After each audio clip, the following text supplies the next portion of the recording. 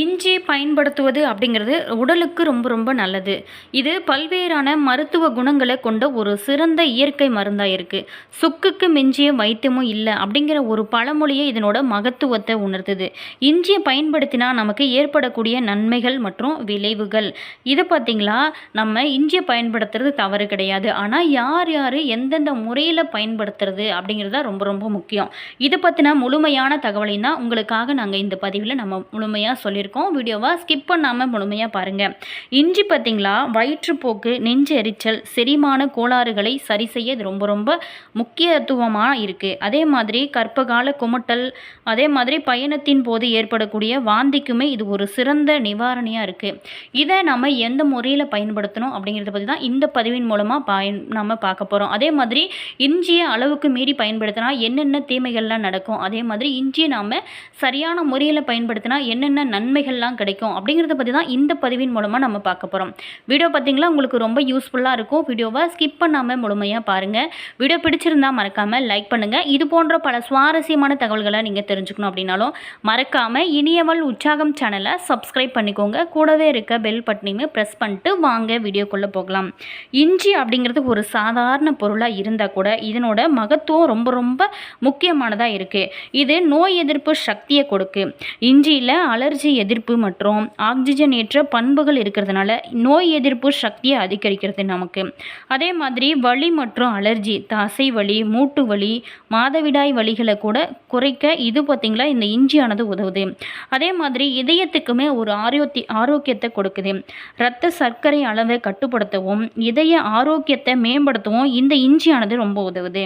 அதே மாதிரி தோல் மற்றும் முடிக்கு எப்படி ஆரோக்கியத்தை கொடுக்குது அப்படின்னா, சருமத்தில் இருக்கக்கூடிய சுருக்கங்களை குறைச்சி பொலிவை நமக்கு அதிகமாக கொடுக்குது. இஞ்சினால் என்ன நடக்கும், அதாவது பக்க விளைவுகள் என்ன நடக்கும் அப்படின்னா, மிதமான அளவில் நம்ம பயன்படுத்தினா பெரிய கெடுதல் கிடையாது. ஆனால் அதிகமாக அது இஞ்சியை பயன்படுத்தணும் அப்படின்னா நிறைய பாதிப்புகள் ஏற்படலாம். நெஞ்சு எரிச்சல், அதாவது அதிக அளவு இஞ்சி உட்கொள்வது நெஞ்சு எரிச்சல் அல்லது வயிற்று எரிச்சலை ஏற்படுத்துமா.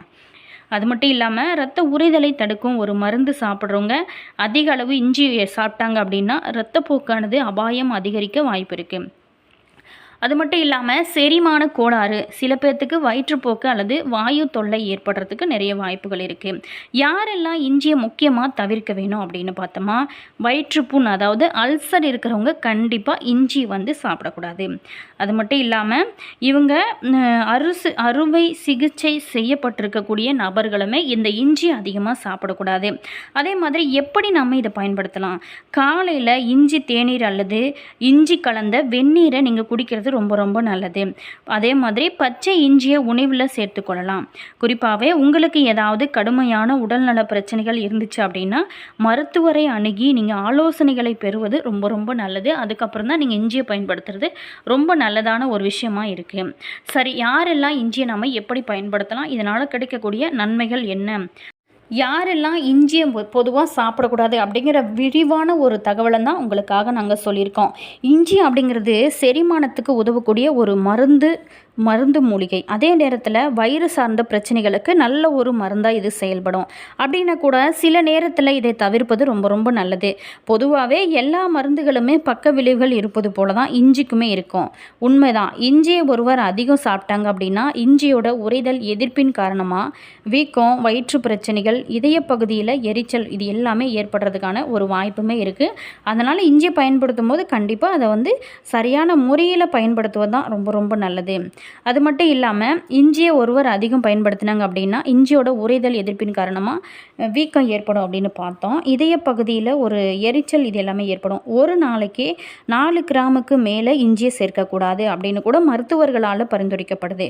அதே மாதிரி சில பாதிப்புகள் உள்ளவங்க உணவில் இஞ்சியை சேர்த்துக்கொள்ளாமல் இருப்பது தான் உடல் நலனுக்கு ரொம்ப ரொம்ப நல்லது.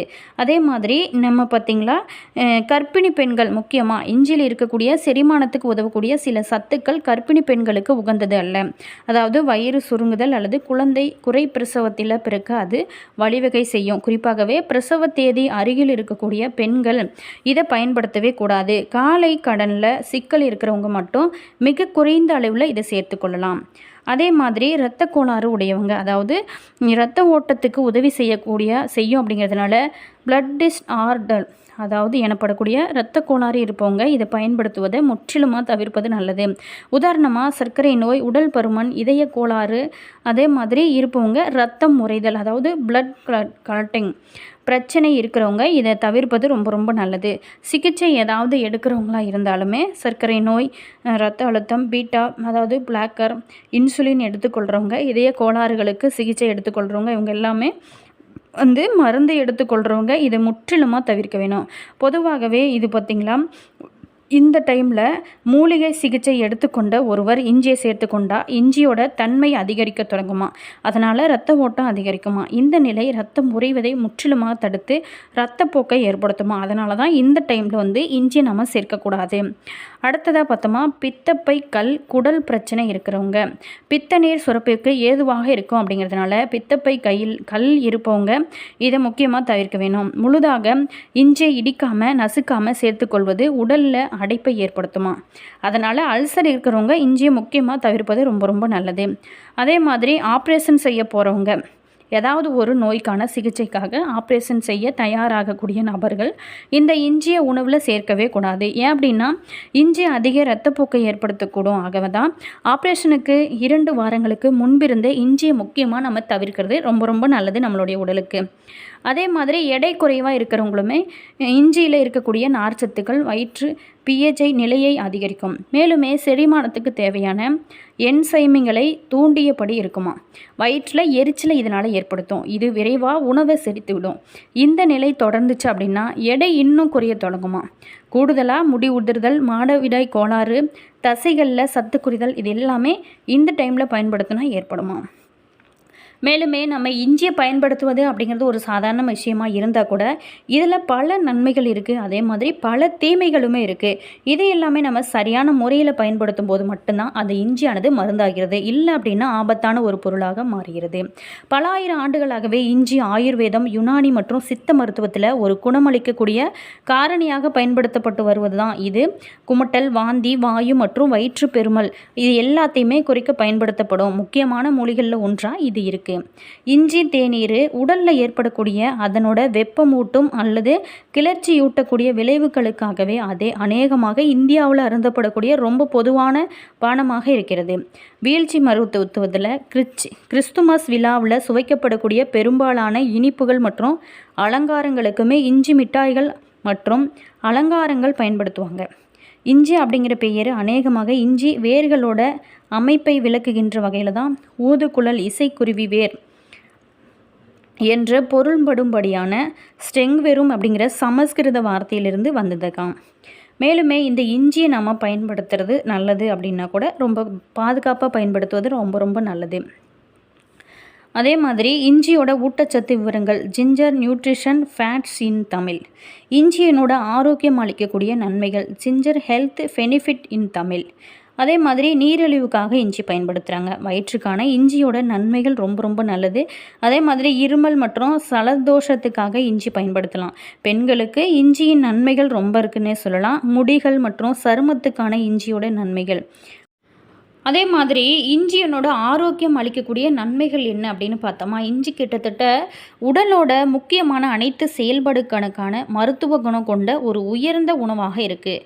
இது ஆயுர்வேத அற்புதத்தின் அனைத்து மருத்துவ நன்மைகளையும் ஒரே நேரத்தில் கணக்கிடுவது ரொம்ப கடினமானது அப்படின்னு சொல்லலாம். இஞ்சி ஒரு வாந்தி அடக்கி, அதாவது குமட்டல் மற்றும் வாந்தியை நிறுத்தும். இருமல் அடக்கி, அதாவது இருமலையுமே இது அடக்குதான். அலர்ச்சி எதிர்ப்பான், நுண்ணுயிர் எதிர்ப்பி மற்றும் ஒரு அருமையான ஆக்சிஜனேற்ற எதிர்ப்பி ஆகும். மேலுமே அதனோட சர்க்கரை குறைப்பு, இரத்த சர்க்கரை அளவையுமே குறைக்கிறது.